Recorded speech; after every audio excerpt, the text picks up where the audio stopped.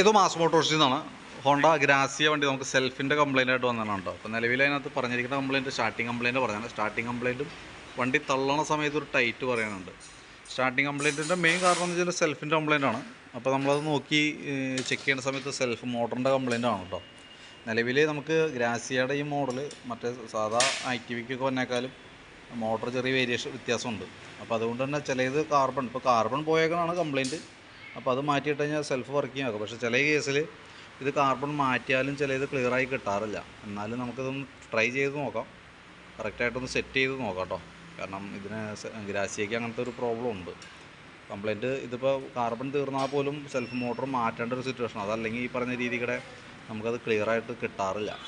അപ്പോൾ നമുക്കൊന്ന് ട്രൈ ചെയ്ത് നോക്കാം, കാർബണൊക്കെ മാറ്റി ഒന്ന് സെറ്റ് ചെയ്ത് നോക്കാം. പിന്നീട് എടുക്കാനായിട്ട് ബുദ്ധിമുട്ടോ അല്ലെങ്കിൽ പെട്ടെന്ന് സെൽഫിൻ്റെ കംപ്ലയിൻറ്റ് കാണിക്കുകയാണെങ്കിൽ പിന്നെ നമുക്കത് മാറ്റേണ്ടതായിട്ട് വരും കേട്ടോ.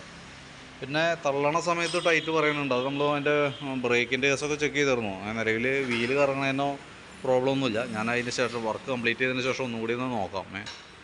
എന്തെങ്കിലും കംപ്ലയിൻറ്റ് ചെയ്യാൻ നോക്കിയിട്ട് അത് ക്ലിയർ ചെയ്തേക്കാം. ഓക്കെ, അപ്പോൾ ഞാൻ അതിൻ്റെ ഒരു ഡീറ്റെയിൽ വാട്സാപ്പിൽ ഇട്ടേക്കാം. വർക്ക് കംപ്ലീറ്റ് ആവണതിനനുസരിച്ച് കോൺടാക്ട് ചെയ്തോളാം കേട്ടോ.